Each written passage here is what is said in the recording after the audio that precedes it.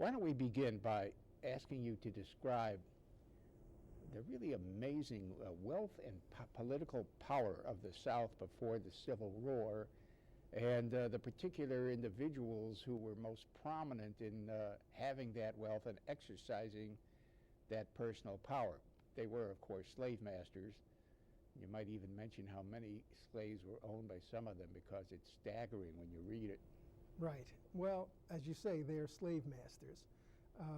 This per capita is, if by per capita you mean per white person, this part of the country contains the richest counties in the country and the richest families in the country.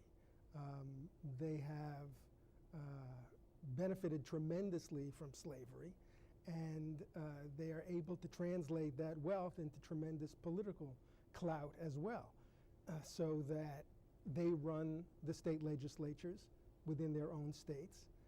All the studies show that overwhelmingly. And not just slave owners, but the biggest slave owners.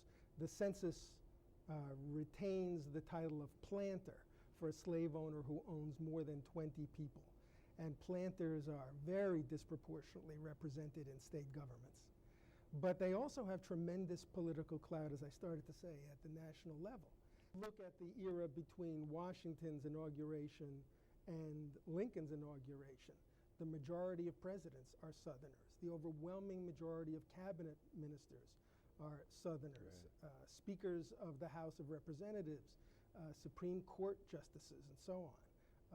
Disproportionately Southerners. And they're in a position to call the tune for much of American political life. And I wrote down today the 15 presidents before Lincoln. I put the Southerners, or in a few cases, Southern sympathizers. There was a name for those guys. Doughface. Doughface, thank you.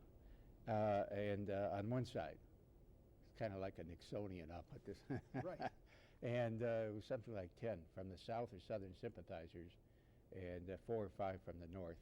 That's right. Prior to Lincoln. That's right. Which, you know, and as you say, and it's not widely known, they did control the Supreme Court. They controlled the Congress. And I've always been led to believe, and maybe you could comment on this, that it was in part fury at the fact that they were being replaced as the people of maximum power in this country.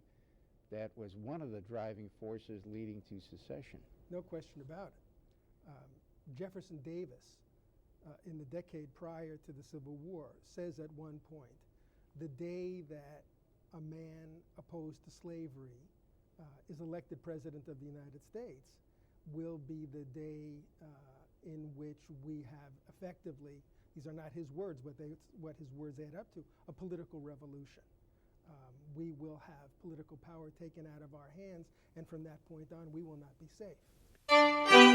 This excerpt is brought to you by the Massachusetts School of Law, the leader of reform in legal education and the leader in multimedia education for the public. To view the full interview and for a full listing of MSL's programs, log on to mslaw.edu.